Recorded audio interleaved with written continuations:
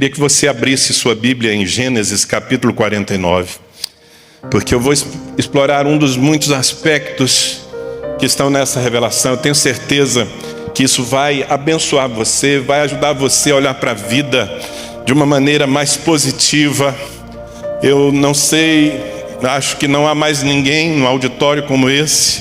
Percebo que, ainda que haja alguns jovens, a maioria de nós já viveu o suficiente para saber que a vida não é linear. Mesmo a vida dos que se dedicam a servir a Deus com integridade, ela é uma vida de mudanças bruscas, às vezes de altos e baixos. Às vezes ganhamos, às vezes perdemos, às vezes estamos eufóricos com as conquistas, às vezes estamos apreensivos por causa das perdas. E aprender a viver essa vida de uma maneira madura e aprender a crescer nos altos e baixos da vida, eu acredito que seja um dos nossos maiores desafios e necessidades.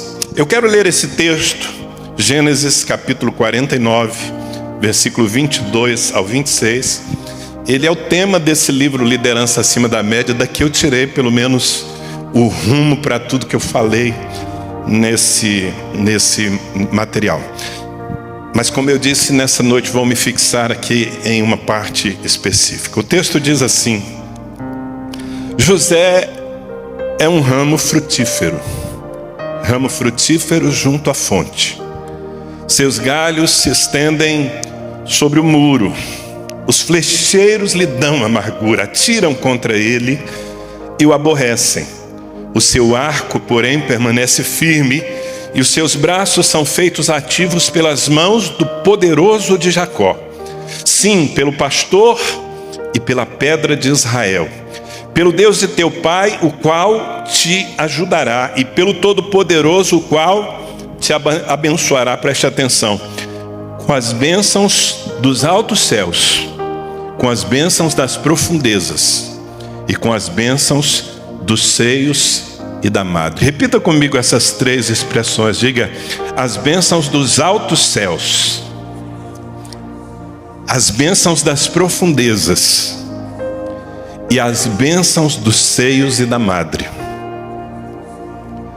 No versículo 26, Jacó termina a sua declaração dizendo: as bênçãos de teu pai excederão as bênçãos de meus pais até o cimo dos montes eternos. Estejam elas sobre a cabeça de José, sobre o alto da cabeça do que foi distinguido ou destacado entre os seus irmãos. Essa expressão me fisgou algum tempo atrás. Eu estava lendo esse texto e quando eu imaginei um ancião, o que nós temos aqui, eu acho que você conhece o contexto, é um patriarca, Jacó, já no final da sua vida, reunindo os seus filhos para liberar sobre cada um deles uma bênção e depois morrer. É mais ou menos esse o contexto. E quando o 11º filho se curva diante dele, José, ele faz essas declarações que nós acabamos de ler. E ele termina essas declarações dizendo: José foi destacado entre os seus irmãos. Ou seja, José viveu acima da média. José teve uma trajetória que deu muito mais resultado do que todos os outros, embora tenham sido todos formados no mesmo ambiente, na mesma casa. E essa expressão chamou a atenção do meu coração. E eu comecei a buscar aqui o que faz de alguém uma pessoa que se destaca. Não no sentido da exibição, não no sentido do marketing, não no sentido da competição. A proposta do reino de Deus não é nunca a comparação. Eu não fui feito para ser melhor do que você, mas certamente eu fui feito para chamar a atenção de Deus. Eu acho maravilhoso quando o Pai apresenta Jesus, quando Jesus se apresenta ali no Jordão para ser batizado por João Batista, e o Pai diz: esse é o meu filho amado, em quem eu tenho todo o prazer. Veja bem, Jesus não tinha nem começado o seu ministério público, Ele estava com 30 anos e naquele momento praticamente ninguém conhecia as suas virtudes, mas o Pai já conhecia, o Pai Celestial. E o Pai dá testemunho do Filho, antes que ele tenha grandes realizações, antes mesmo que ele cumpra o seu ministério principal, o Pai diz: esse é o meu Filho, e eu tenho prazer nele. Sabe, eu não sei você, mas eu vivo em busca disso. Eu vivo em busca desse suspiro de Deus, dessa exclamação, dessa aprovação. E ler essa expressão, ser destacado entre os seus irmãos. Eu entendo isso como: esse aqui, ele saiu da mediocridade, ele não aceitou viver como todo mundo vive. Ele foi além. E eu busco isso o tempo todo. Gostaria de nessa noite ser usado pelo Espírito Santo para provocar em você essa busca também. Que você realmente busque ser mais do que um crente, mais do que um pai de família, mais do que alguém que, se mantém fiel a Deus e finalmente herda a vida eterna. Não, que você seja levantado nessa geração como alguém que manifesta com tanta clareza as virtudes e os sinais do reino de Deus, que aqueles que estão à sua volta e os ambientes onde você está plantado, eles mudam por sua causa. Eu tenho certeza que esse é o chamado de Deus para todos nós. Eu sou daqueles que acredita que todo crente, todo cristão é chamado para liderar. Eu sei que quando eu faço essa afirmação, ela bate assim no coração de alguns e encontra uma porta fechada, porque muita gente olhando para si diz: não, líder eu não sou, eu não tenho essas virtudes. Bom, você pode até não ter certos dons de liderança, mas que você tem um chamado para liderar, certamente tem. Porque no meu conceito, na minha concepção, liderar é influenciar. A liderança não tem a ver com status, não tem a ver com cargo, não tem a ver com microfone, não tem a ver com nada disso que a gente costuma colocar no rol das necessidades. Não, liderança tem a ver com provocar influência. E se Jesus Cristo disse sobre cada um de nós aqui que o servimos, que nós somos sal da terra e luz do mundo, nós não temos escolha, porque não é possível que o sal não provoque mudanças no ambiente onde ele é salpicado. Não é possível que uma luz se acenda e ela não provoque uma mudança geral.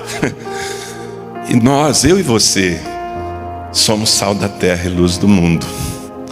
Portanto, eu quero desafiar você, como eu tenho desafiado a minha família, os meus filhos, as minhas ovelhas e os irmãos por onde eu tenho passado, acreditar que é possível viver uma vida relevante, uma vida que não simplesmente queima o tempo tão curto que nós temos aqui. E quando Jacó faz essa declaração sobre José, José se destacou. Ele não apenas dá o atestado. Veja bem, eu estou falando, é um pai já velho que olha para a vida dos seus filhos, já todos adultos e estabelecidos, e ele põe um selo na vida de um deles. Esse aqui, ele viveu realmente num nível excelente. Mas Jacó não faz apenas a proclamação da aprovação. Na verdade, Jacó nos dá as chaves, na medida em que ele fala. E, obviamente, eu não tenho aqui tempo para explorar tudo que está nesse texto. Mas há segredos para que nós sejamos pessoas assim.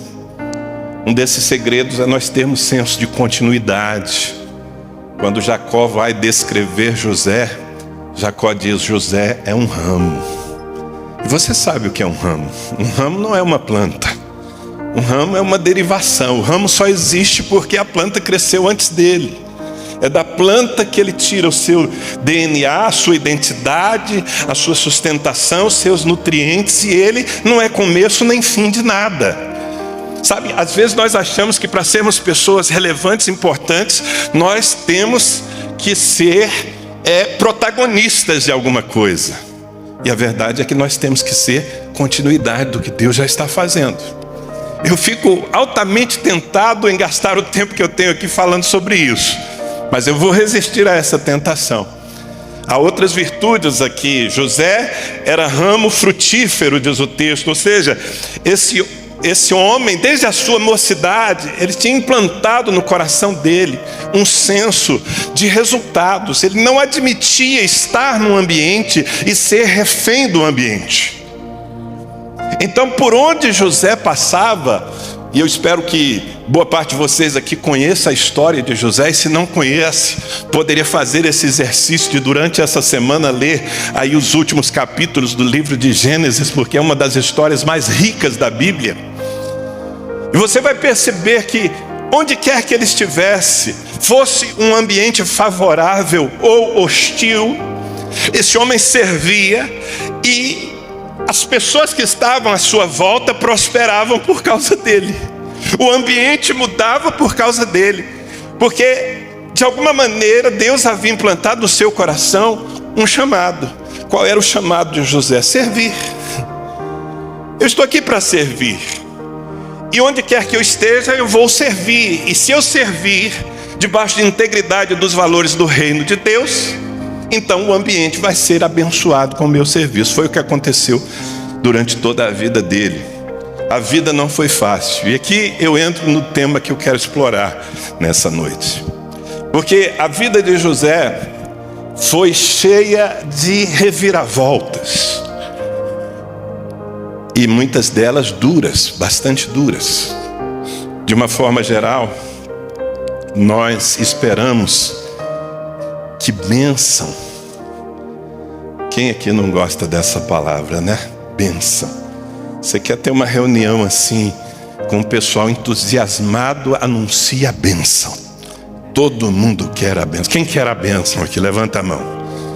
Ok, tem uns ainda que não estão assim tão convictos, mas eu tenho certeza que mesmo esses certamente querem a bênção. Eu quero demais, eu preciso dela, na verdade.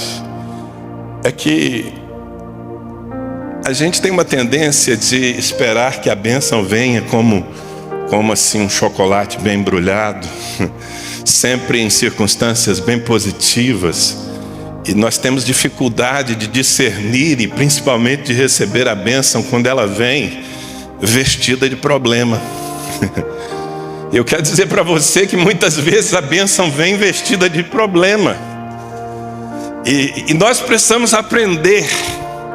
Eu não diria que alguém nasce sabendo. Nós precisamos aprender a absorver as bênçãos nos ambientes mais diversos. Quando estamos na crista da onda ou quando estamos esquecidos em algum buraco dessa terra. Nós precisamos aprender a discernir a mão de Deus naquelas circunstâncias. Eu gosto demais das palavras do apóstolo Paulo em Filipenses capítulo 4, versículos 11 a 13.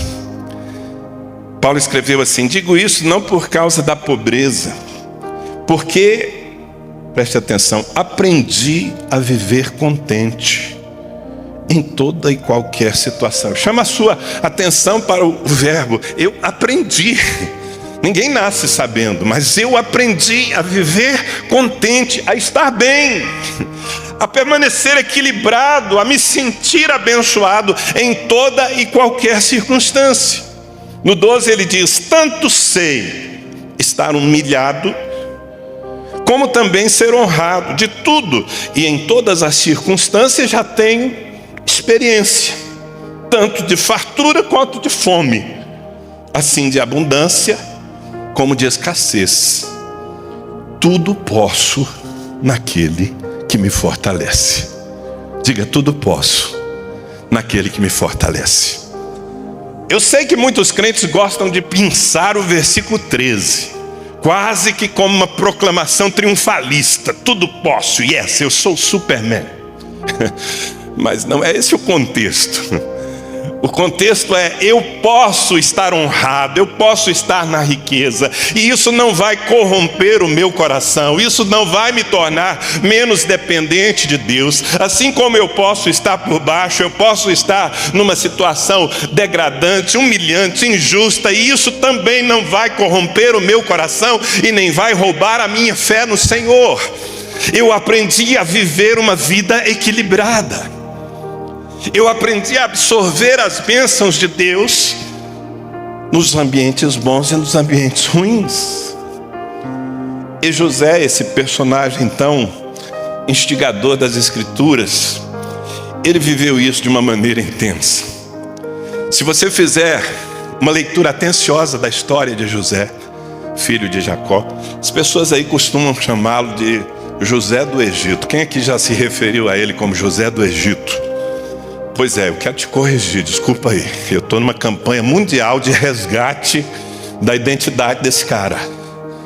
Porque se tem uma coisa que ele nunca foi, é do Egito.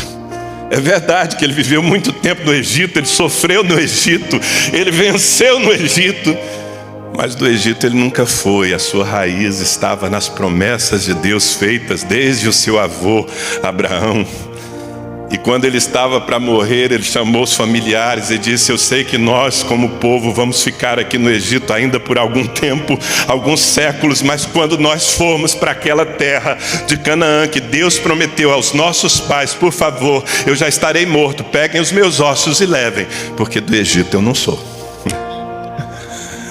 Então, resgatado o nome e a identidade do nosso personagem aqui, se você fizer uma leitura atenciosa da história de José, você vai identificar pelo menos 5 fases, 5 momentos em que a vida virou. Mas assim, virou na maioria delas sem nenhum aviso prévio. E há uma curiosidade, nesses momentos de virada, houve uma mudança de roupa. Literalmente, suas roupas foram mudadas. E não apenas suas roupas, o cenário, a perspectiva, os problemas, os desafios. Eu vou fazer um resumo aqui, só para que você se lembre. Se você não conhece a história, você se situe. José começou numa casa de pessoas que serviam a Deus. Seu pai, Jacó, é um dos patriarcas da fé. Seu avô, Isaac, eu falei Abraão era bisavô. Seu avô Isaac também, Abraão nem se fala, o pai da fé. Então a linhagem dele era maravilhosa. E seus primeiros 17 anos foram na casa do seu pai. Um ambiente quase celestial. Eu não diria celestial porque ele tinha irmãos. Esse é o problema. A igreja também seria um ambiente celestial se não houvessem os nossos irmãos. Não é verdade, queridos? Você pode inclusive dar uma olhada assim de canto de olho para alguém que te lembra que isso aqui não é o céu de vez em quando. Mas foram anos de oportunidade, porque a Bíblia diz que José era o preferido do seu pai. E no capítulo 37, eu não vou ler o texto para a gente ganhar tempo aqui, mas no capítulo 37, versículo 3, diz que Jacó, que é o mesmo Israel, fez para José, e somente para José, eram 11 filhos naquela ocasião, mas ele fez apenas para José uma roupa diferente, uma túnica talar de vestes compridas, e deu para ele. Ele desfilava no meio dos irmãos com aquela roupa de preferido do papai. E sabe, eu não sei você, mas houve períodos na minha vida eu que me sentia assim, o menino da túnica talar. Eu não sei se você já passou por isso, eu espero que sim. Mas algumas vezes eu acordei de manhã e a vida estava tão feita, estava tudo tão pronto, as portas estavam todas abertas, parece que o vento só batia favorável, que eu me sentia o filho mais amado de Deus. Eu só não me entreguei ao sofisma de que Deus realmente me prefere a todos vocês, porque eu leio na palavra que Ele não faz acepção de pessoas. Mas há tempos na nossa vida em que tudo dá certo, não é verdade? Há tempos em nossa vida em que nós colhemos até aquilo que nós não plantamos.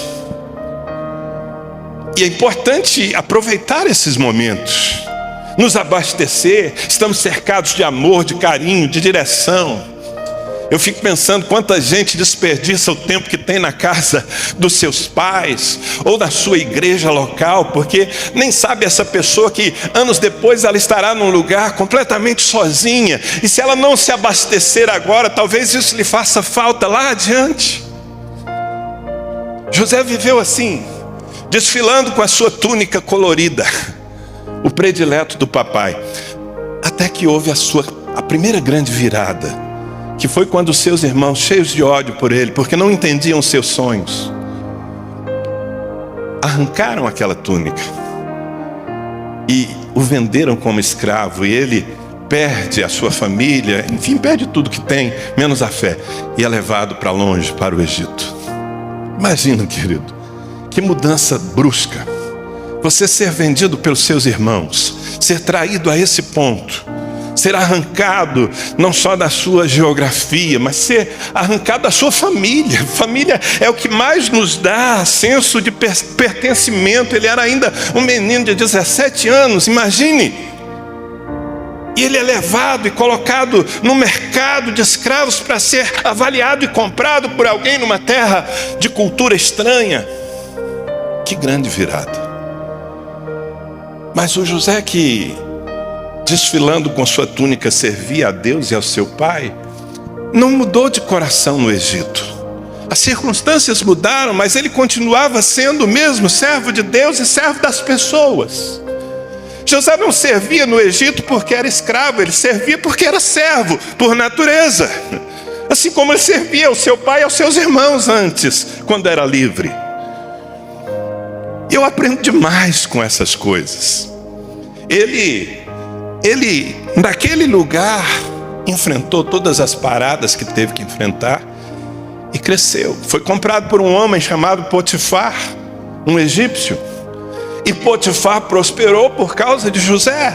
José, com a sua lealdade, com o seu serviço, conquistou a confiança daquele seu amo, ao ponto de o homem colocar tudo o que tinha na mão dele. É que a gente às vezes lê as páginas da Bíblia e perde a noção do tempo que se passa entre uma página e outra. Não é fácil você galgar degrau após degrau até ter a confiança de quem está à sua volta e até te sustenta. Mas há um momento em que ele é provado, em que ele passa por um teste de integridade, porque a mulher daquele homem, que eu imagino que devia se chamar Potifera, porque o Potifar deve ser casado com a Potifera, não é? Quem aqui já ouviu falar da Potifera? Pois é, a Potifera veio para cima de José, o assediou de todas as formas, e esse homem resistiu. Eu fico imaginando, não havia uma igreja ali, não havia nem mesmo a sua família, nenhum tipo de fiscal da fé que pudesse dizer: ei, olha, cuidado, eu estou de olho em você. Nada, apenas o relacionamento dele com Deus, e ele resiste àquele pecado. Não apenas ao pecado. Imagine um jovem cheio de hormônios, cheio de desejos, e uma mulher que podia lhe dar não apenas o seu corpo, mas podia lhe dar os privilégios que talvez ele desejasse se trabalhasse com a paixão dela por ele. Mas José disse não. E ele disse não de uma maneira tão radical. E os argumentos que ele usou para dizer não é: não poderia eu ser desleal com seu marido que me confiou tudo, menos você. Eu sou um homem leal. Mas ele disse também: não pecaria eu contra o meu Deus. Veja bem, meus queridos, volto a dizer, sem nenhum tipo de fiscalização humana, numa terra estranha, onde ele poderia fazer o que bem quisesse, sem a pressão dos olhos julgadores das outras pessoas. Mas a sua relação com Deus era suficiente para mantê-lo de pé. E aliás, um dos segredos de José está nas palavras do seu pai, quando descreve e diz: José é um ramo frutífero junto à fonte. O seu relacionamento com Deus o manteve. Tremendo. E para fugir do pecado, ele deixa as suas vestes nas mãos daquela mulher. E agora ele tem que mudar de roupa, porque a veste que ele tinha ficou. E ele é acusado de algo que não fez, e vai parar numa masmorra, um tempo de prisão injusta. Como você se comportaria Talvez alguns de nós aqui estaríamos emburrados, duvidando de tudo que Deus havia falado. Um dia, na sua juventude, Deus lhe havia visitado com sonhos, e Deus mostrava a sua família curvada diante dele. As pessoas entendiam mal aquela visão, porque diziam: quer dizer que você vai mandar em nós, vai governar sobre nós? Ouça, Deus nunca está interessado em que nós governemos uns sobre os outros. Deus está sempre interessado em que nós sirvamos uns aos outros. E quando Deus lhe põe numa condição de governo, Ele quer simplesmente que você use esse poder para servir. Era isso que significava a visão, os sonhos de José. E mesmo longe por 20 anos, 22 anos, mesmo longe da sua família, na maior parte do tempo sem ter sequer notícias, sem saber se seu pai estava vivo ou morto, ele manteve aquela fé no seu coração. E dentro daquela masmorra, ele continuava esperando o que Deus ia fazer, mas não esperando de braços cruzados, mas não esperando amuado, amargo. Não, de forma alguma. A mentalidade dele não é: vou cruzar os braços até que Deus cumpra as suas promessas. A mentalidade dele era: Deus cumprirá as suas promessas. E enquanto Ele não completa essa obra, eu sigo cumprindo o meu ministério, que é servir. Então, se eu estou numa prisão, o que eu vou fazer aqui? Vou servir. E pasmem, meus irmãos, a prisão, a cadeia prosperou por causa de José. Não me pergunte nem o que significa isso. Eu não consigo imaginar o que seja, marciano, uma prisão próspera. Eu não sei se colocaram TVs de 60 polegadas nas celas. Eu não sei se o banho de sol ficou, mas eu sei que o negócio melhorou. E o carcereiro pegou as chaves e pegou a administração de tudo aquilo e colocou na mão de um preso. Porque preso ele estava apenas no ponto de vista físico. Sua alma continuava livre para cumprir o plano de Deus. Eu estou aqui hoje quase contando uma história, né? Eu não estou nem fazendo muitas aplicações, mas só da gente se lembrar ou saber da história de José, a gente já é desafiado. E ali ele serve, ali ele cumpre o seu ministério. Eu gosto de pensar que o ministério de José tem tudo a ver com o meu. Ou é melhor eu dizer que o meu ministério tem tudo a ver com o dele. Sabe qual era o chamado de José? Dar sentido aos sonhos dos outros. Esse é o seu chamado também. Você foi levantado por Deus não apenas para cumprir os sonhos de Deus na sua vida, mas você foi chamado para dar sentido aos sonhos dos outros. E você pode fazer isso mesmo quando você está nos lugares mais obscuros da sua vida. Ali você pode dar sentido aos sonhos dos outros. Foi o que José fez. Deu sentido aos sonhos das pessoas. Conquistou novamente a confiança de quem estava sobre ele, o carcereiro. Até que chega um dia também, sem aviso prévio, em que novamente ele muda de roupa. Porque alguém bate à porta daquela cela e diz: ei rapaz, barbeie-se, vista uma roupa digna, porque você foi chamado à presença do homem mais poderoso da terra, Faraó. Ele também tem um sonho sem sentido. E o que eu acho tremendo é o fato de que José não teve que se alinhar com Deus. Ele não teve que dizer: olha, peça uns 3 ou 4 dias para o pessoal lá do palácio, eu preciso fazer um jejum, né, dar uma esquentada aqui na minha relação com o Senhor. Não, estava tudo ativo. Seus dons estavam ativos, sua fé estava ativa, sua confiança em Deus estava lá em cima. E a oportunidade se manifesta. Queridos, as oportunidades vêm. A pergunta é se nós vamos estar prontos. Porque às vezes, enquanto nós esperamos as oportunidades, nós não aproveitamos para crescer, a fim de que quando a oportunidade chegue, nós estejamos prontos para ela. O que José fez naquele tempo de escravo e naquele tempo de prisioneiro foi crescer. E quando finalmente a grande oportunidade de sua vida se manifestou, ele estava pronto para encarar. E todos nós sabemos que ele, por causa dos seus dons e daquilo que ele falou diante de Faraó, ele foi tirado do lugar mais indigno do Egito e colocado à destra do trono daquele grande império. Agora, veja bem, eu quis gastar o tempo falando dessa trajetória. E aliás, deixe-me completar dizendo que talvez o momento em que José foi mais tentado não tenha sido o do dia da traição, nem tenha sido o do dia em que ele foi jogado numa cadeia por algo que não fez. Talvez o dia em que ele tenha sido mais tentado foi o dia em que ele estava colocado por Deus num lugar de poder. E os seus irmãos, aqueles que o haviam traído e vendido, agora estão diante dele. E ele tem todo o poder para exercer justiça contra eles e se vingar. Mas nem o poder corrompeu o coração desse homem de Deus. Ele sabia que o poder não era para a vingança. Ele sabia que o poder era para a bênção.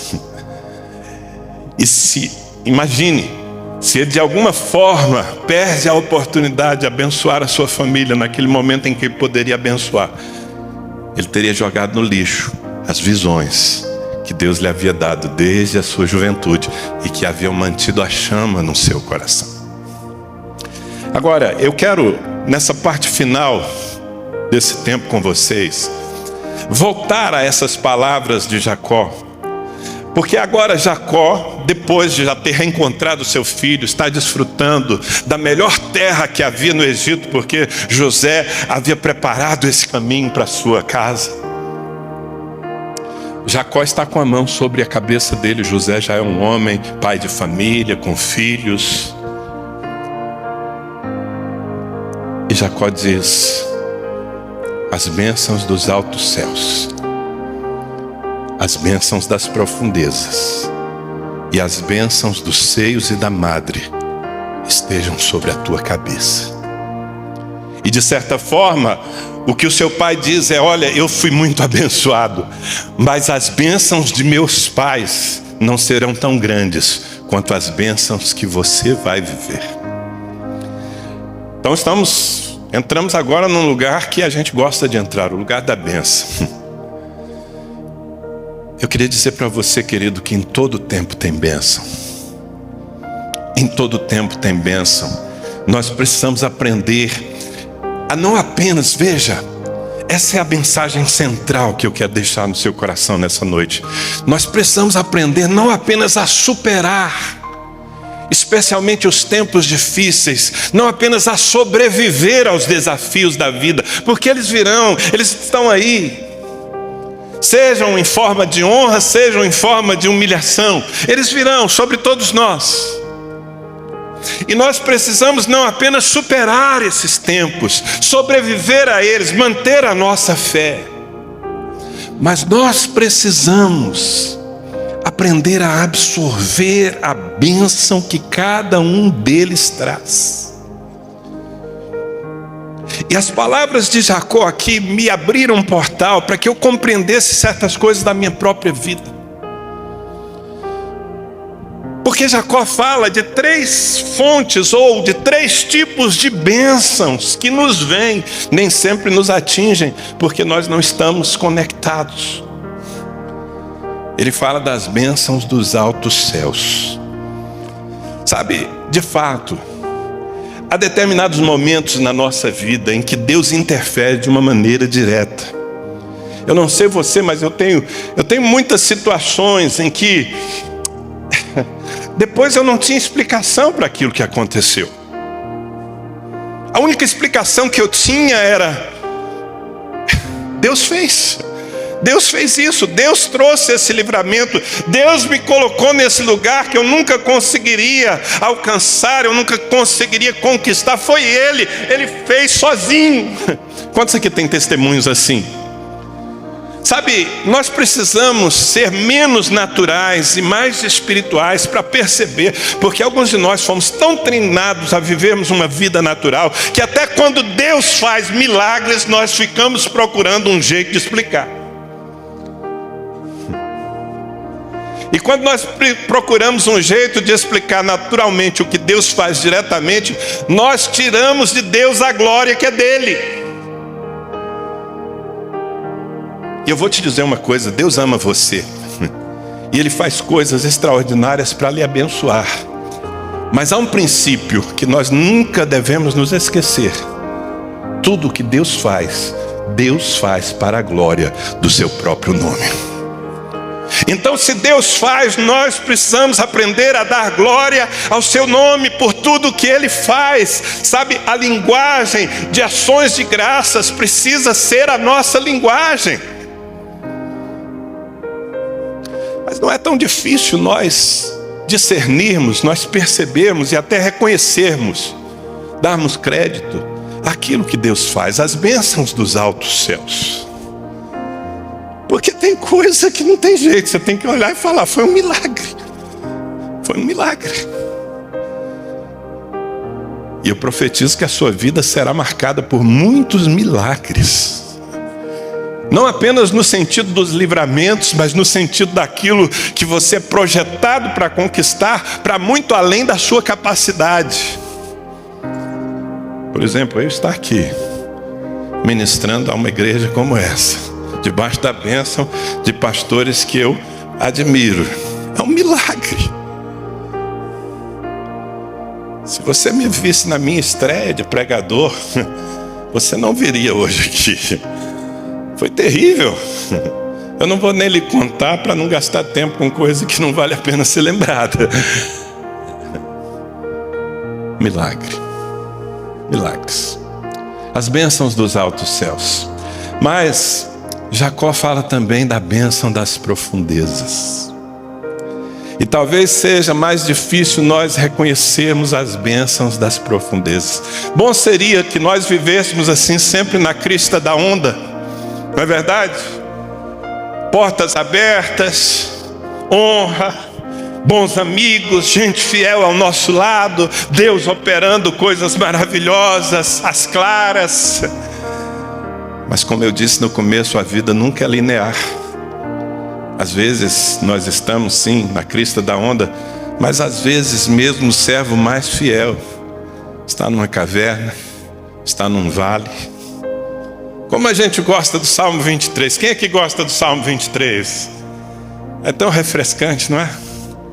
O Senhor é o meu pastor, nada me faltará. Ele me faz repousar em pastos verdejantes, leva-me às águas tranquilas, refrigera. Ai, bom, né? Quem gosta? É maravilhoso viver nos pastos verdejantes, beber das águas de descanso. Mas eu vejo que algumas pessoas não gostam muito quando o Salmo 23 muda de cenário. Ainda que eu ande pelo vale da sombra da morte. Gente, o vale já é difícil, da sombra já ficou pior, e da morte. Ainda que eu ande pelo vale da sombra da morte, não temerei mal algum, porque tu estás comigo, a tua vara e o teu cajado me consolam. Preparas uma mesa perante mim, onde? Na antessala do céu? Não, na presença dos meus adversários. Unges a minha cabeça com óleo, o meu cálice transborda. Eu quero dizer para você que há bênçãos que só nos alcançam nas profundezas, nos lugares mais solitários, mais sombrios, mais ameaçadores, mais hostis da nossa vida. Porque ainda que você esteja ali se sentindo só, desamparado por todos os seus amigos e até mesmo por Deus, Ele está com você. É que Deus resolveu não fazer de nós filhos mimados. Escuta, se você está procurando um pai bonachão, que vai colocar você numa redoma intransponível para que você seja uma criança eterna, não busque a Deus, porque Ele não é esse pai. Ele é um pai fiel, zeloso, comprometido com o nosso crescimento. E o nosso crescimento precisa dos momentos, dos tempos de pressão, de solidão, de pavor, de medo. E feliz é aquele que consegue, ouça, feliz é aquele que consegue comer um banquete cercado por inimigos. Esse é o homem que aprendeu a receber as bênçãos das profundezas. Sabe, queridos, eu tenho certeza do que eu estou falando, olhando para a Bíblia e olhando para a minha própria vida. Há unções. Todo mundo gosta da unção aqui também, não? Há unções que nós só recebemos nesses lugares obscuros.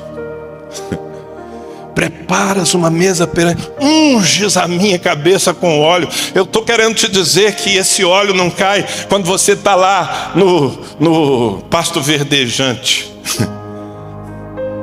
Esse óleo cai sobre a sua cabeça quando você está cercado de inimigos com facas nos dentes para te devorar. E ali o Senhor está com você, trabalhando a sua alma, empoderando o seu espírito, te dando uma palavra de conhecimento, aumentando a sua fé.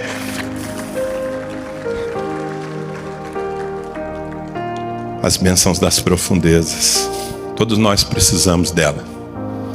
O que Jacó está dizendo é: José, você ainda vai viver muito, eu estou no fim da vida. E tudo aquilo que você angariou, tudo aquilo que você recebeu, tudo aquilo que você aprendeu nos calabouços, nas cisternas, vai ser agora usado para o seu futuro. As bênçãos das profundezas vão abrir caminho diante de você. Quem está entendendo?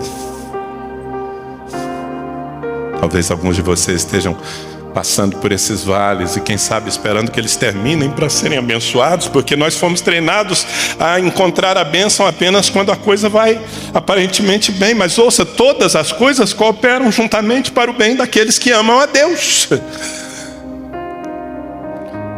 Mas Jacó fala ainda da bênção, das bênçãos dos seios e da madre. A figura aqui é de um bebê que está amamentando no seio da sua mãe. Você pode desenhar essa imagem na sua mente, um bebê que está amamentando no seio da sua mãe. O que um bebê pode devolver naquele momento? No máximo, daí a algumas horas, uma fralda cheia, né? Cezinho.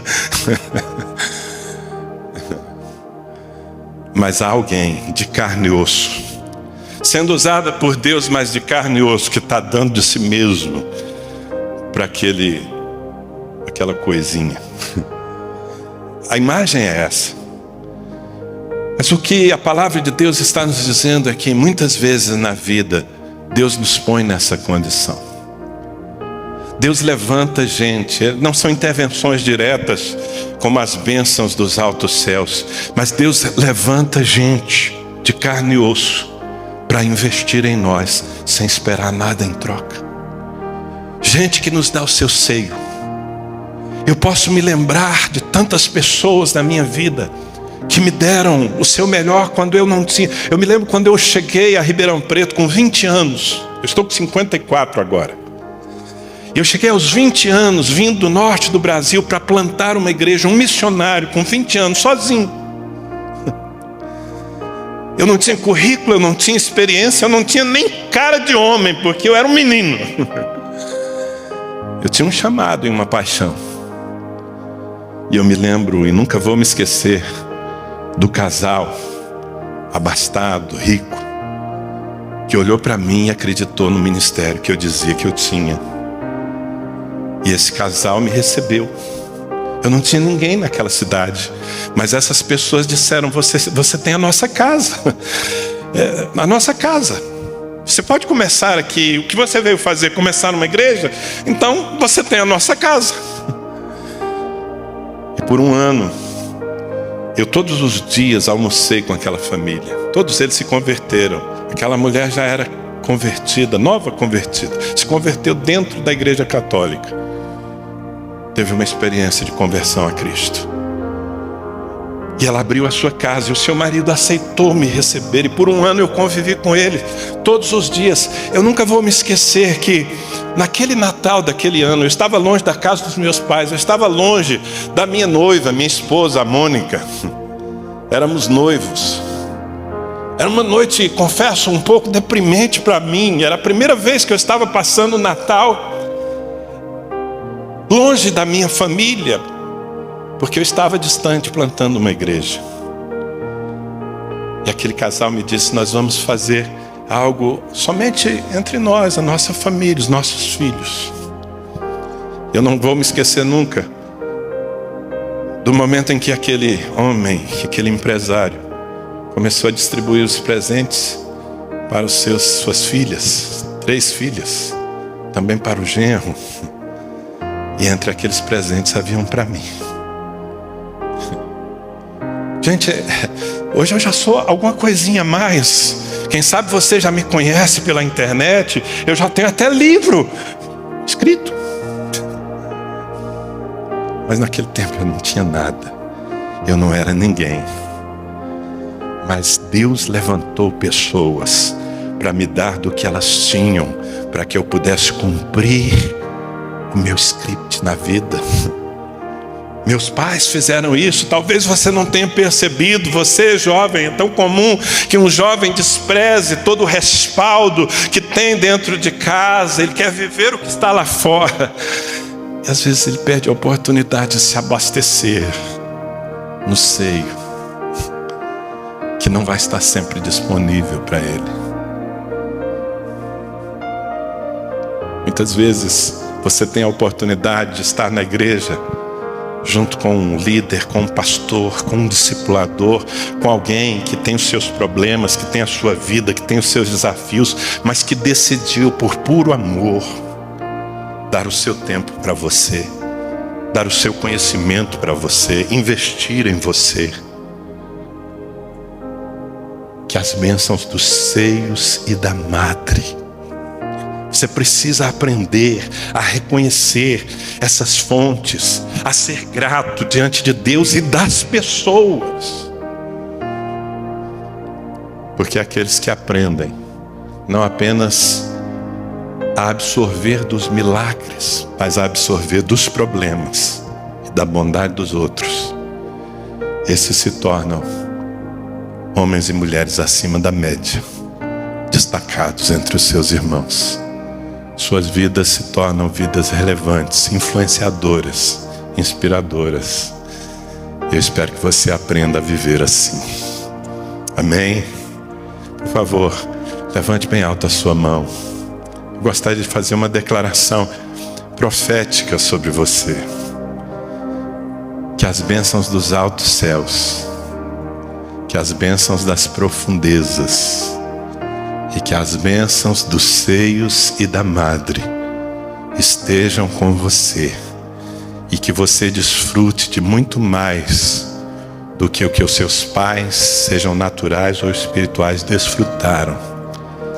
Porque quem vive com Deus, onde quer que esteja, está crescendo. Você recebe isso?